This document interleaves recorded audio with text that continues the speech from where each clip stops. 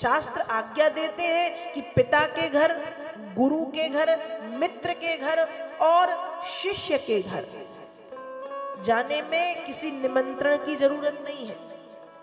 माता पिता के घर जाने में कोई आमंत्रण की जरूरत नहीं पड़ती। हमारा घर है, वो बाप का घर है, उस वहां क्या निमंत्रण आमंत्रण देखना। गुरु का घर भी बाप का घर है, गुरु के घर भी जाने में आमंत्रण की जरूरत नहीं पड़ती। शिष्य का घर, वहां जाने में भी निमंत्रण नहीं देखना चाहिए। और मित्र का घर, मित्र के घर जाने में भी निमंत्रण आमंत्रण नहीं देखना होता।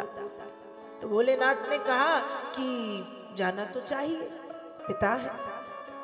सती ने कहा तो चले। भोलेनाथ ने कहा बिल्कुल नहीं। सती बोली क्यों? अभी तो आपने कहा निमंत्रण नहीं देखना चाहिए। भोलेनाथ बोले देवी एक बात और, जाना वहां चाहिए जहां प्रेम हो, जहां प्रेम हो। और जहां प्रेम ना हो तो रहीमन तहां न जाइए कंचन बरसे रैन। जहां प्रेम ना हो ऐसे स्थान पर यदि सोने की बारिश भी हो रही हो तो नहीं जाना चाहिए। क्यों? क्योंकि ऐसे स्थान पर जाने से जो जाता है उसका भी बुरा और जिसके यहाँ हम जाते हैं उसका भी बुरा। तो जाए कहाँ? जहाँ प्रेम मिले। तो सती बोली आप कैसी बात कर रहे हो? आप तो खुद जानते हो मेरे पिता मुझसे कितना प्रेम करते हैं। भोलेनाथ ने कहा करते थे, अब नहीं करते, इसलिए मत जाओ देवी। सती नहीं मानी। यहां भी भोलेनाथ ने 3 बार समझाया है, मत जाओ मत जाओ मत जाओ। और जब 3 बार में नहीं मानी तो मौन धारण कर लिया। क्या धारण कर लिया? देखो सभी समस्याओं का हल है मौन। मौनम सर्वार्थ साधनम। सभी समस्याओं का हल भी है और एक सुंदर साधन भी है कि मौन धारण कर लो। जब कोई सुन ना रहा हो, बच्चे या कोई भी हमारे अपने समझ ना रहे हो, सुन ना रहे हो, तो मौन, बहुत मत बोलो, मौन ले लो। उसको जो दिखाए तो करो। समझाया है और जब नहीं मानी तो मौन हो गए।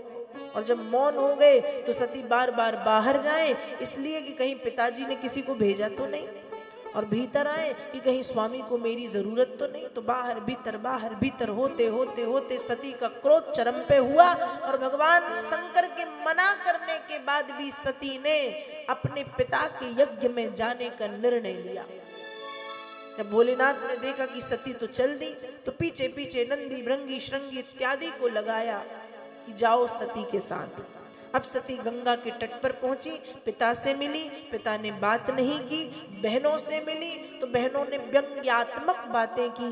माँ से मिली तो माँ ने हृदय से लगाया है। क्योंकि ध्यान रखिएगा, पिता के प्रेम में भी स्वार्थ होता है। पिता के प्रेम में भी स्वार्थ होता है। कैसा स्वार्थ?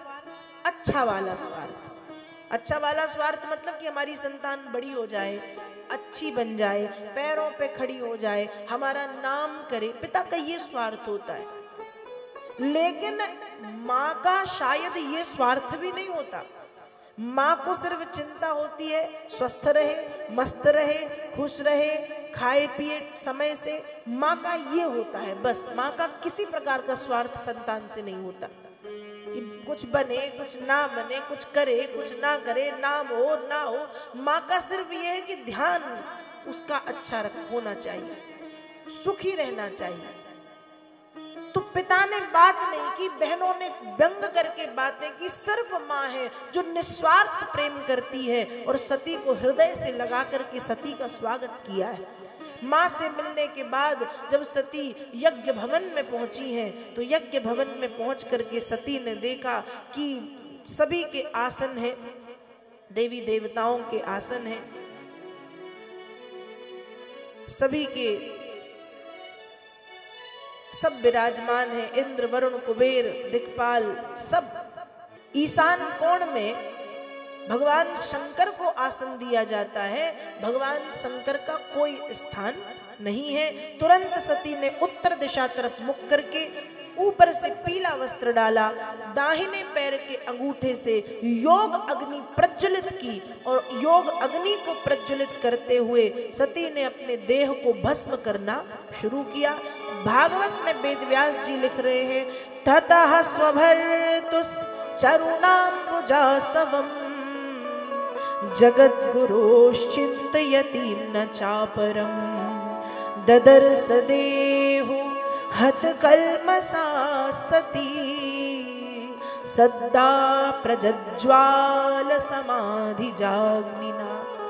दाहिने पैर के अंगूठे से योग अग्नि प्रज्वलित करके सती कह रही हैं कि मैंने इस शरीर से बहुत अपराध किए, बहुत पाप, अब मैं इसको और पाप नहीं करने दूंगी, इस शरीर को मैं जला करके भस्म कर दूंगी। और भस्म करते हुए भगवान नारायण से ये वरदान मांगा है कि हे प्रभु, यदि मेरा फिर से जन्म हो तो बस इतना वरदान दो कि मेरा विवाह सिर्फ और सिर्फ भगवान शंकर के साथ हो। नारायण से ये वरदान मांग करके भगवती सती ने योग अग्नि में अपने आप को भस्म कर दिया।